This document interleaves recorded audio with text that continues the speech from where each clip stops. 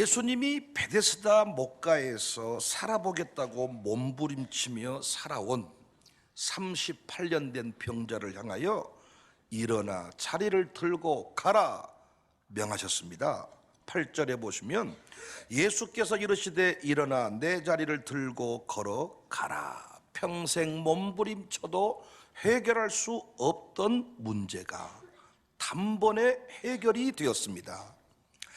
그래서 예수님 믿지 않는 인생들이 불쌍한 거죠. 몸부림쳐도 안 되는 일인데 끝까지 희망을 품고 쨍하고 했던 날이 온단다. 예수님 없이 38년 동안 몸부림쳐도 안 된다니까요. 40년이 되면 될 것이다, 안 된다니까요. 그래서 불쌍한 것입니다. 하지만 이 사건 후에 유대인들이 예수님을 죽이고자 했습니다. 안식일에 병을 고쳤다는 것이지요. 18절 유대인들이 이로 말미암아 더욱 예수를 죽이고자 하니 이는 안식일을 범할 뿐만 아니라 하나님을 자기의 친아버지라 하여 자기를 하나님과 동등으로 삼으심이로라.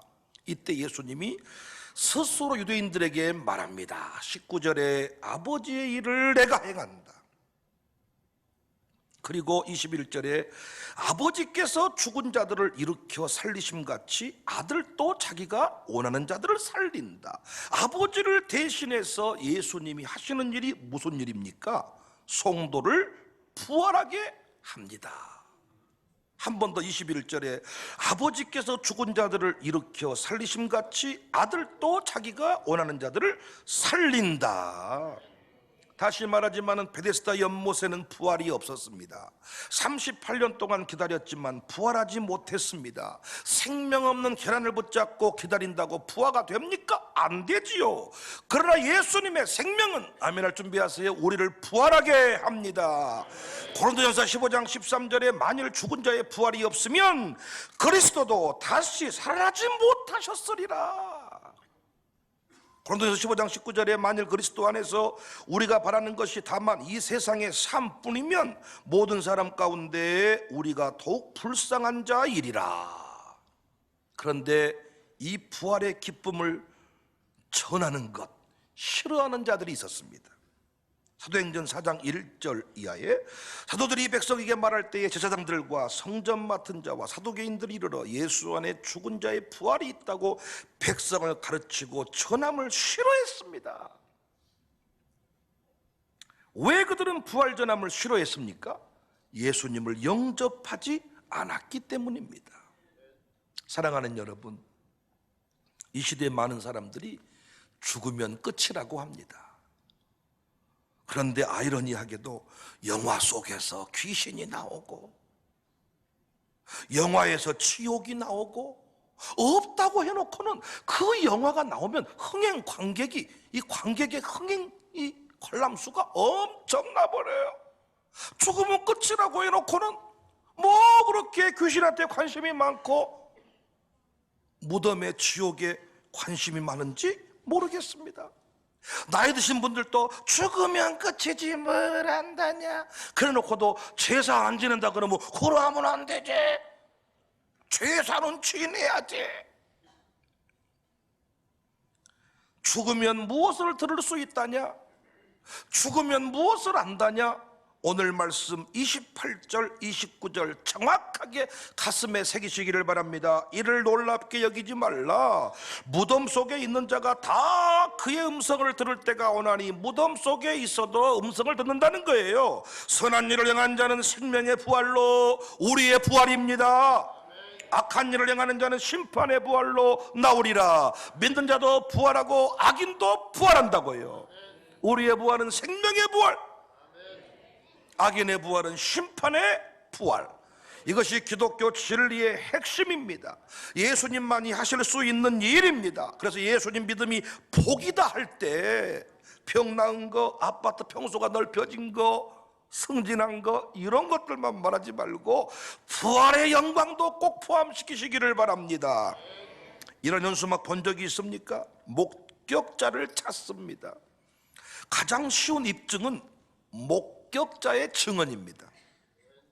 부활도 마찬가지예요. 이미 입증이 끝났어요. 고린도후서 15장 5절에 게바에게 보이시고 후에 12제자에게와 그 후에 500여 형제에게 일시에 보이셨나니 그 중에 지금까지 다수는 살아있고 어떤 사람은 잠들었다. 한두 명이면 착각할 수 있겠지요. 그런데 게바와 12제자 그리고 500명에게 동시에 보였습니다. 어떻게 500명이 동시에 착각을 한답니까? 한두 명이면 사기를 칠 수 있고 그 시국에 500명의 입을 어떻게 동시에 맞춘답니까? 이미 입증이 끝난 거죠. 또 믿을 수 없던 사람들이 믿게 되었는데 부활 때문이었습니다. 예수님의 친동생 야고보의 회심은 참 중요한 의미를 담고 있지요. 예수님의 가족들은 예수님이 미쳤다고 생각했거든요. 그를 잡으러 다녔거든요. 십자가 칠 때까지 가족들이 안 믿었거든요. 나중에 믿었거든요. 무엇 때문에? 부활 때문에. 또 믿기 힘든 사람이 누구예요? 바울입니다. 바울은 우울질, 담즙질, 감정에 흔들리지 않는 냉철한 사람, 절제의 사람, 그리고 중요한 게 핍박자. 그가 왜 믿었어요? 내가 부활의 주를 만났다. 문제는 이렇게 증거가 넘쳐나도 믿지 못하는 사람이 있다는 거예요. 증거 대보면 믿겠다 그래. 증거 됐잖아요 방금. 안 믿는 게 아니라 못 믿는 거죠. 은혜가 임하지 않아서. 또 아멘할 준비하세요. 부활이 믿어지는 것은 최고의 복입니다. 우리는 부활이 믿어지잖아요. 우리는 생명의 부활로 일어설 것입니다. 데살로니가전서 4장 15절 18절 우리가 주의 말씀으로 너희에게 이것을 말하노니 주께서 강림하실 때까지 우리 살아남아 있는 자도 자는 자보다 결코 앞서지 못하리라. 주께서 호령과 천사장의 소리와 하나님의 나팔 소리로 친히 하늘로부터 강림하시리니. 같이 읽어요. 그리스도 안에서 죽은 자들이 먼저 일어나고 생명의 부활로 17절 그 후에 우리 살아남은 자들도 그들과 함께 구름 속으로 끌어올려 변화되어서 공중으로 올라갑니다. 주를 영접하게 하시리니 그리하여 우리가 항상 주와 함께 있으리라. 그러므로 이러한 말로 서로 위로하라. 아내가 저보고 이래요. 목사님은 참 힘들겠어요. 부활절마다 부활에 관한 말씀 찾으려면 힘들겠어요. 왜 부활절마다 부활 여러분이 부활을 다 믿고 있잖아요. 근데 못한데 이 부활절마다 부활의 역사적인 사건, 부활의 증명, 부활 이 부활 얘기를 왜 하냐고요. 단순히 기독교의 우월성을 드러내기 위함입니까? 아니요. 부활에 대해서 반복하여 새기는 것은 십자가로 죄의 문제 해결했고 부활로 죽음 문제 해결했으니 당당히 사명을 완수하라는 것입니다. 계시록에서도 두 증인의 부활 장면을 보여주잖아요. 두 증인이 마지막 때에 끝까지 타협하지 않고 진리의 길을 걷는 하나님의 종들을 가리킨다 그랬죠. 교회의 승리의 모습이라 그랬죠. 그런데 그들이 공격을 당하잖아요. 거리에 그들의 시신이 나뒹구는데 장례하는 사람이 없다 그랬잖아요. 그런데 그들이 부활하잖아요. 계시록 11장 10절에 이 두 선지자가 땅에 사는 자들을 괴롭게 한 거로 땅에 사는 자들이 그들의 죽음을 즐거워하고 잘 죽어버렸다. 그럴 줄 알았다. 기뻐하고 예물을 보내드리라. 3일 반 후에 하나님께로부터 생기가 그들 속에 들어가매 그들이 발로 일어서니 구경하는 자들이 크게 두려워하더라. 너는 절대로 죽지 않을 것이니 망하지 아니할 것이니 음부의 권세가 너를 이기지 못할 것이니 너는 당당히 사명을 완수해라. 교회의 사명이 뭡니까? 시대를 바꾸는 것입니다. 어떻게 시대를 바꿉니까?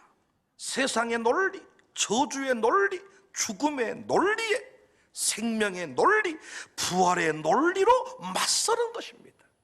이 말이 어렵다면 제가 엘리야를 통해서 설명할 수 있어요. 엘리야가 사역했던 때는 흉년의 때입니다.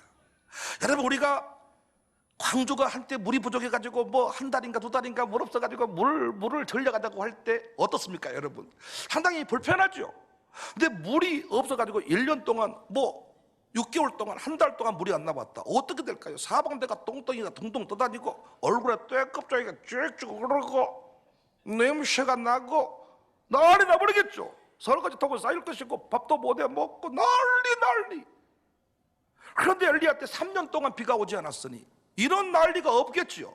사람들이 살아도 산 것이 아니겠지요. 다 죽은다고 말하고 있었지요. 흉년의 때에 죽는다, 끝이라고 말할 때 엘리야는 뭐라고 말했어요? 죽지 않는다. 이게 세상 논리 앞에 생명의 논리로 맞서는 것입니다. 가부에게 가서 뭐라고 말합니까? 먹을 것을 내놓아. 삥 뜯는 게 아닙니다, 여러분. 베품으로 전환하라는 것입니다. 전환. 원래 과부는 돈 받아 사는 것인데 이제부터 너도 베풀어봐, 심어봐, 들여봐, 바쳐봐. 과부의 논리로 자신을 방어하고 있을 때, 베품의 논리로, 생명의 논리로 엘리야가 가부 앞에 선다고요. 백성들이 머뭇거릴 때, 다 도망칠 때, 아합에게 굴복당할 때, 바알을 섬겨버리려고 할 때 하나님을 예배하자는 논리로 무너진다는 수축하지 않습니까? 다 안 된다 할 때, 그만하자 할 때 우리는 또 아멘할 준비하세요. 된다, 더 해보자, 아직 끝이 아니다, 두고 보자, 이런 삶을 살아야 될 줄로 믿습니다. 부활의 그림을 보여주는 것은, 부활이 사실임을 가르치는 것은 부활신앙으로 살라는 거예요. 우리가 굳이 부활 증명 안 해도 부활은 사실이야.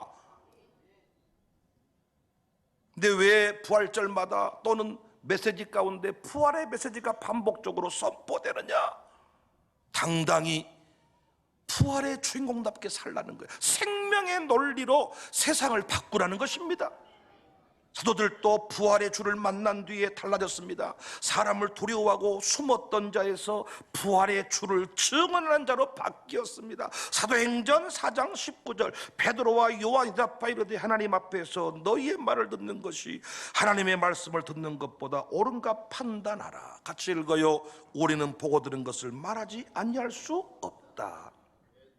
우리는 형통을 갈망하는데 자꾸 평탄한 곳만 가려고 합니다. 아니 여러분, 빛인데 빛이 있는 곳에 가서 무엇을 하겠다는 겁니까? 형통의 역사를 경험하려면 빛인 우리가, 생명 가진 우리가 죽어가는 곳에 저주의 논리로 방어하고 있는 곳에 가서 선포할 때, 빛인 우리가 나아갈 때 어둠이 떠나가지 않겠냐고요. 사명자는, 청사교회 교인은, 예수의 사람은 저주의 자리로 가서 부흥을 선포하고 축복을 명하는 자인 줄로 믿습니다. 여러분, 원망과 비난은 누구나 할 수 있습니다. 그래요, 안 그래요? 우산동 썩을놈의 동네, 광주 썩을놈의 동네, 망할놈의 동네, 그 자식 저 자식 할 수 있죠. 그런데 이 동네가 세계 열방의 중심이 됩니다. 우리 동네는 결코 저주받은 땅이 아닙니다. 여러분의 인생은 결코 저주의 인생이 아닙니다. 이걸 선포하려면 뭐가 있어야 돼요? 능력이 있어야 되고, 이걸 선포하려면 뭐가 있어야 돼요? 믿음이 있어야 돼. 말했다가 안 되면 어쩌었을까?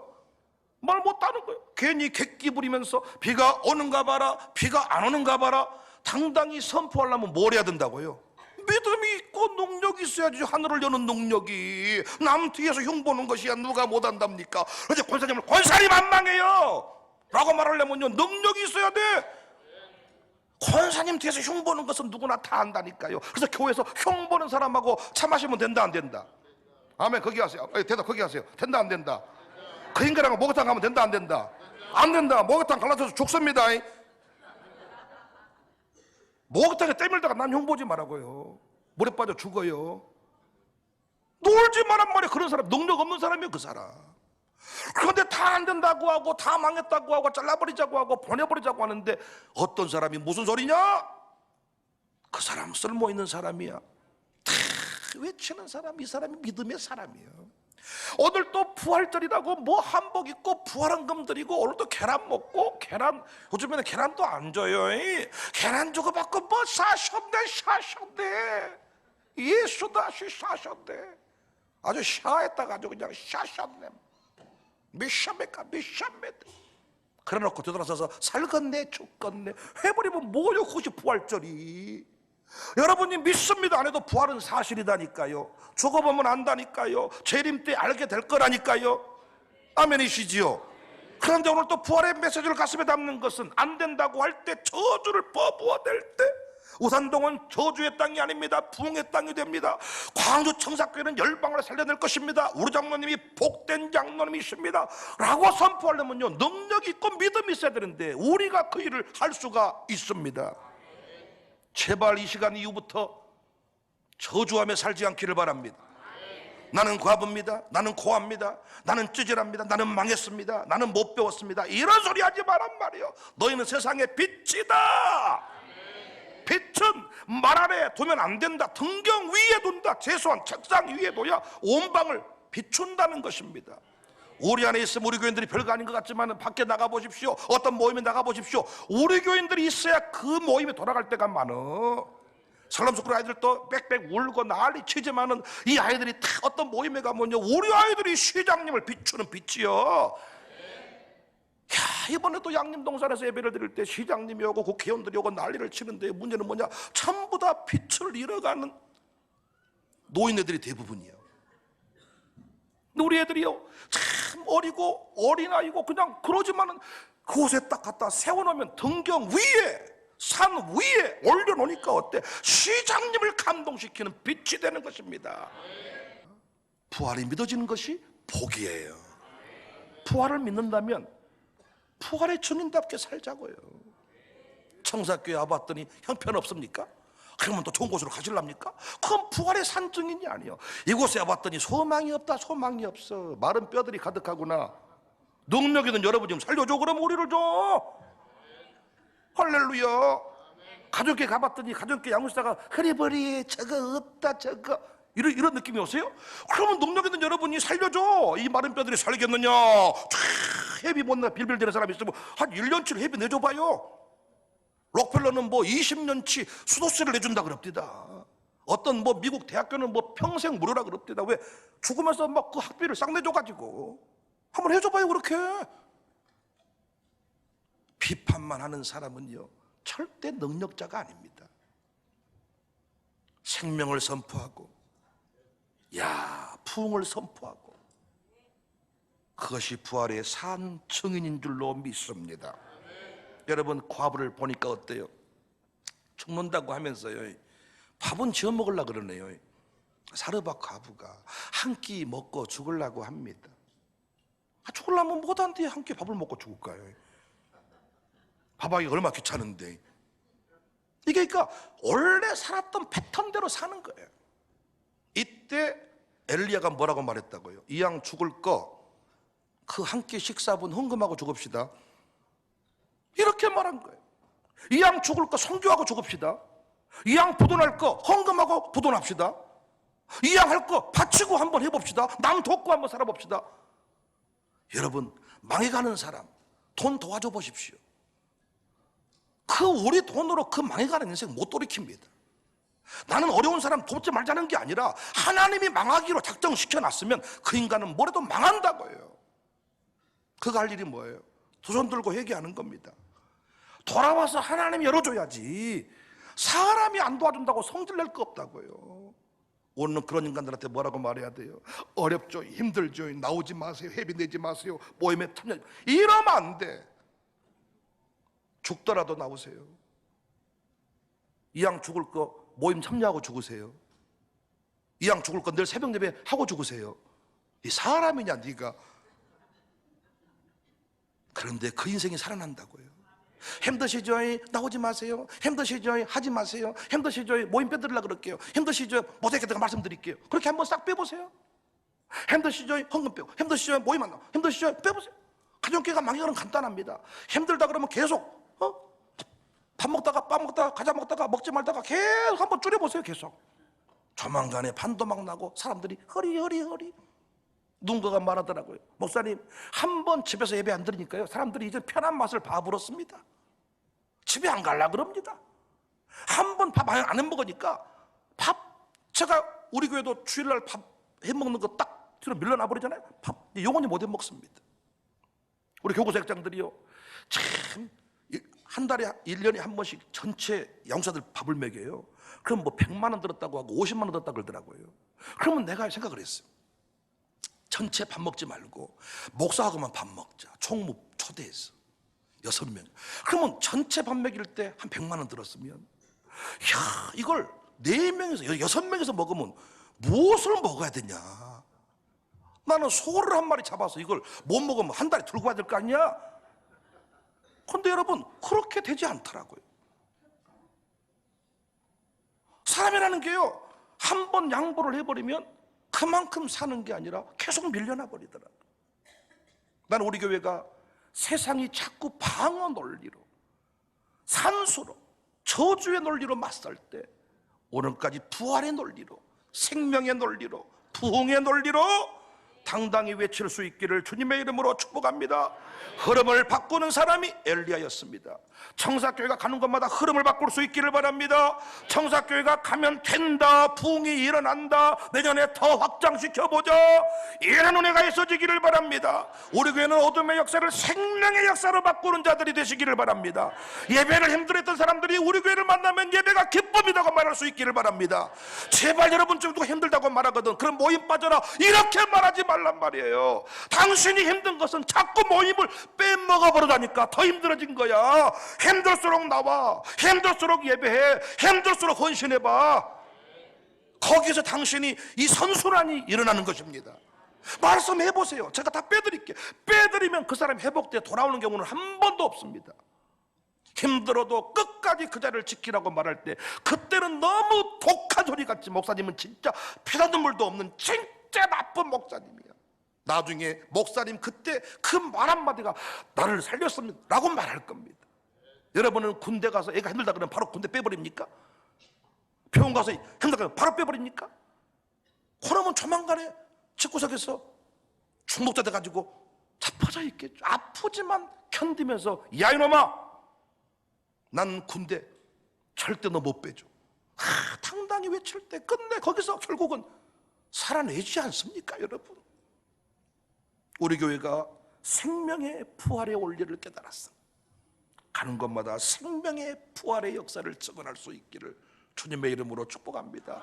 나는 어린이 세례 문답집에 이젠 하나님 자녀로 세례를 받았으니 당당히 이 부분이 난 너무 좋다. 당당히 살아갈 수 있기를 바랍니다.